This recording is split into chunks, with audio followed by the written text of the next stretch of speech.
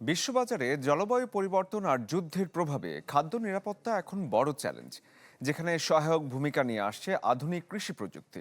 কৃত্রিম বুদ্ধিমত্তা আর genetic engineering এর মেলবন্ধনে বিশ্বজুড়ে এখন হয়েছে চাষাবাদ, যেখানে প্রথাগত পদ্ধতির বদলে প্রতিটি গাছ আর মাটির প্রয়োজন বুঝে দেয়া হচ্ছে বিশেষ সেবা। RICL TMX, যুগের পর যুগ স্থাপনা থাকে মজবুত। বিশ্বজুড়ে চলমান জলবায়ু পরিবর্তন এবং যুদ্ধের প্রভাবে অস্থিতিশীল খাদ্য বাজার, যা মোকাবেলায় কৃষিতে আসছে বৈপ্লবিক পরিবর্তন। 2025 সালে কৃষি প্রযুক্তিতে বৈশ্বিক বিনিয়োগ দাঁড়িয়েছে $1600, যার 9 বিলিয়নই ব্যয় হচ্ছে ফলন বাড়ানোর গবেষণায়।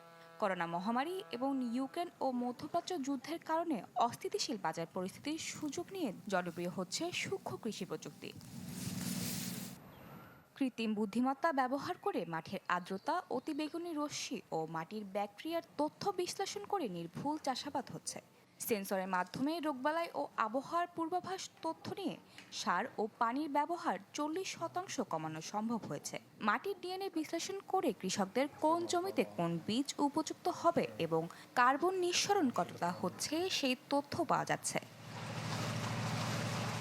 প্রকৃতিকে অনুকরণ করে তৈরি হচ্ছে বিশেষ জৈবিক কীটনাশক, যা রোগবালাই 50% পর্যন্ত কমিয়ে দেয়। প্রযুক্তির ছোঁয়ায় আলুর ফলন বাড়িয়েছে 10 গুণ, এমনকি ইউরেনিয়াম ফলনও বাড়ানো সম্ভব হয়েছে 45% পর্যন্ত, যা জলবায়ু পরিবর্তন সহনশীল।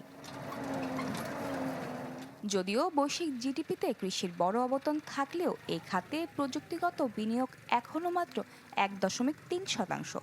বিজ্ঞানীরা মনে করছেন, গবেষণার এই প্রবাহ অব্যাহত থাকলে উন্নত বিশ্বের গণ্ডি পেরিয়ে উন্নয়নশীল দেশেও খুব দ্রুত কৃষির এক নতুন যুগে প্রবেশ করবে।